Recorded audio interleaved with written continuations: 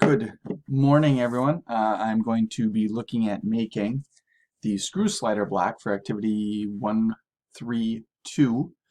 To do that, I am going to start by opening up the pin slider block that I made in the last video. And the first thing that I got to say about the pin, one of the things I did not do was I did not put this rounded filleted edge on. It is in the drawing for it right here, and I just missed it. So I need to add this feature to that pin slider block. So when you first open that part, if I go down here and right click and delete my fillet, you don't need to do that. This is what yours would look like because I did make a mistake in the last video. So I'm just going to hold down Control and select this edge, and over here on the other side select that edge, go up to fillet, and when I want to fill it, the drawing diagram said that it was 0.25. So over here I'm going to add 0.25 and hit OK. And now this part is officially done. I'm going to hit save, and the pin slider block is saved. This is the part, though, that I'm going to use to move forward to make the screw slider block, because most of the dimensions are the same. There are a few very small variations that we can edit easily. So for example, 0.734, here it's still 0.734, and the top was 1.75, and then the screw slider block it's 1.75. There's some variation here, a little bit of variation here, but that would be it. Everything else is pretty much the same, and then the hole is different. We have to be able to make room for a hexagon nut at the top, and the counterbore hole actually goes in from the bottom. So in Fusion, with my pin slider block open, first thing I'm going to do is I'm going to go up to File, and I'm going to say Save As. And I want to save it in the same folder called Trammel Toy, but I'm going to call it Screw Slider Block.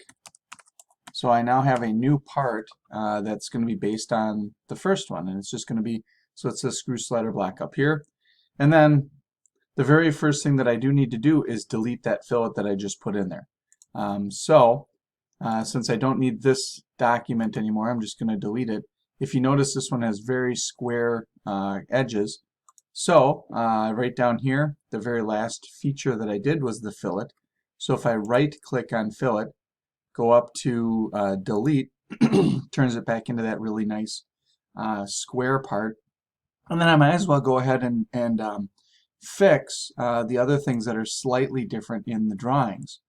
So for example, this first extrude that I did is 0.355.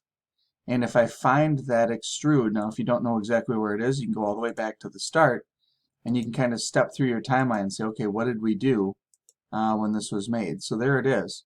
That's the first extrusion.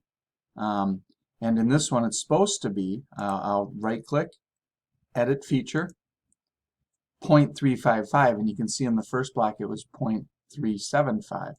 So I'm going to go 0.355. It's going to get a little bit smaller, and now that is done. The other feature that I need to modify was the overall extrusion. The diagram says it's going to be 0.844, but I started that from a sketch on top of this. So I'm going to do 0.844 minus 0.355. So in Fusion, I'm just going to keep stepping forward until I find that extrusion. That was my chamfer. Those are the same. As I step forward, there's the other extrusion right there.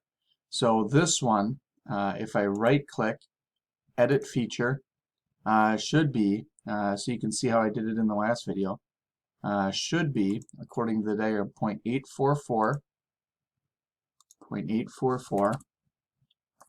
minus 0.355. And then hit OK. And now I have that done. And if I keep stepping forward, I chamfered those edges. I created a sketch on the top that was for the hole. And then I actually did make the hole. Now I'm going to need a new hole. So the hole that just appeared here, I'm not going to need.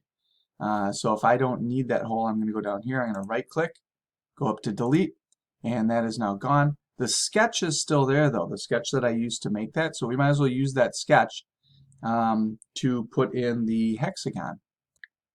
So the hexagon that I'm referring to is this one right here, where it's 0.386 from side to side, and then it's a depth of 0.255.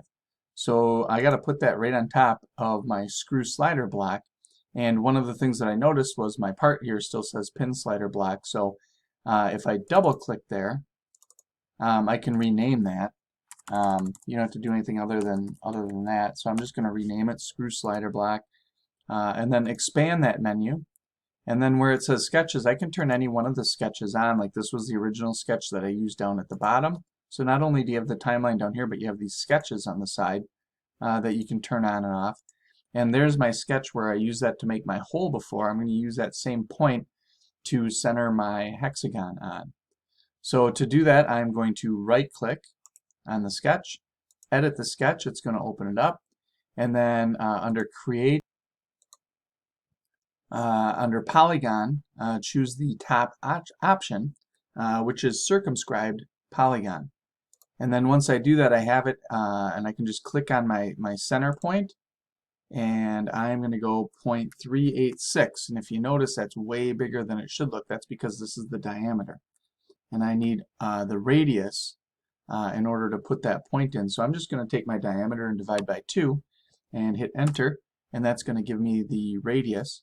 The other thing about the drawing is it looks like this side is parallel to this side. I don't know if that matters or not, but that's really easy to fix. I can just use the parallel constraint up here at the top, click on a side on my triangle, and then click on the edge there, and there you go.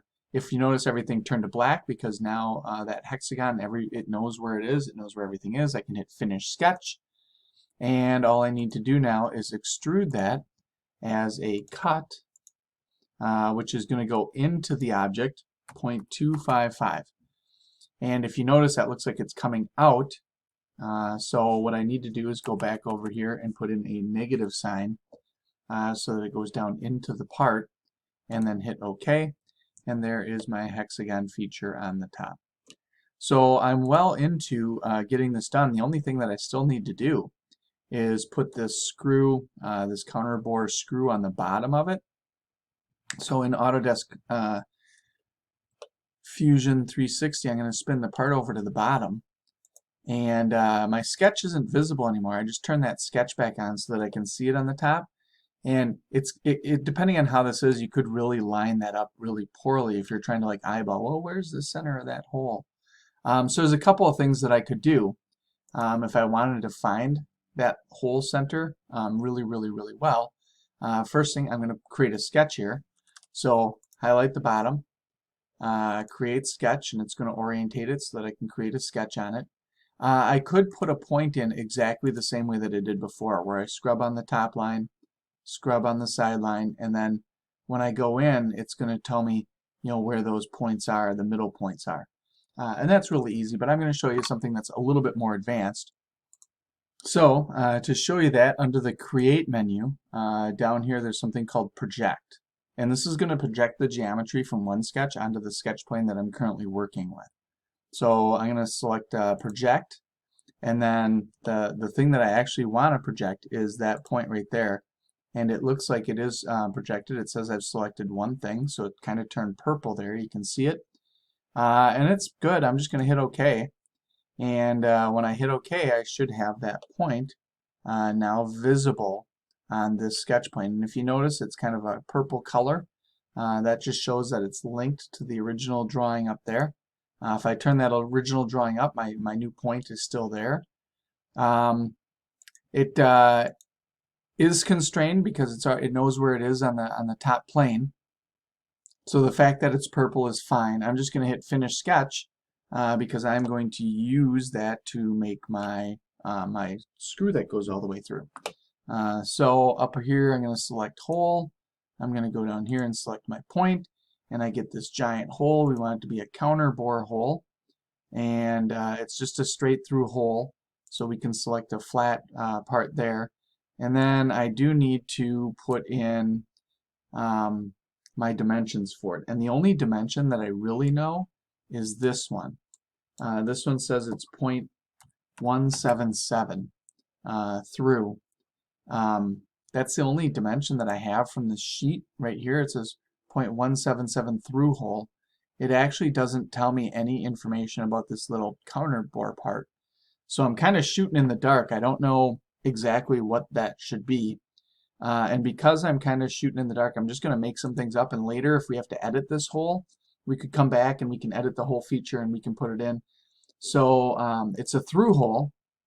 So I'm going to have it go through everything, so I don't need to worry about that measurement.